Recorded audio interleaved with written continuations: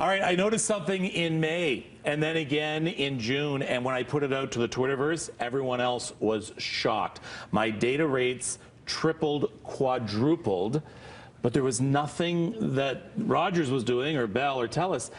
Updates that were sent out in May made some huge changes to the amount of data that some of the apps were using, unbeknownst to you. So, have you checked your data rate lately? A lot of people have, and they're shocked. And quite often, you know, the other day, I updated a bunch of apps on my phone, and I forgot my Wi-Fi was on, so it started to download via cellular, and then I looked at my phone to see usage, and I realized that overnight, I used 2 gigabytes of my data. 2 gigs? 2 gigs. Now, luckily, I have a larger plan on my phone, so I'm okay. But I think it speaks to the larger trend that we are using more and more data. So rather than scare you from using your phone, let's teach you how to check and monitor how much data you're using so you can adjust accordingly. And if your kids are also doing the same in a family plan, we'll show you how to manage that. So first of all, let's talk about which apps are using all of your data.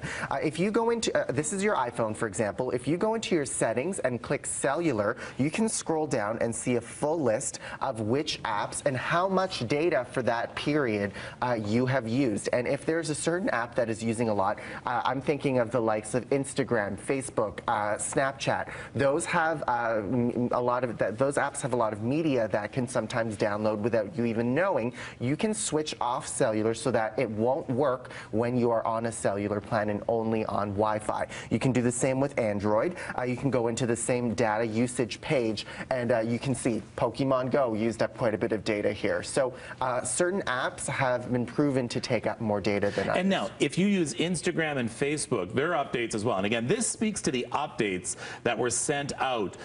Like Instagram, for one thing, is downloading thousands of pictures anticipating you might want to use them, and that's something relatively new, and in some cases it can use gigs of data at once. Absolutely, and it's the video autoplay that eats up a lot of that data. So on Facebook and Instagram, you can go into the settings and you can turn off autoplay so that it doesn't automatically download the video and play while you're on cellular. On Wi-Fi it will, but on cellular it'll turn off.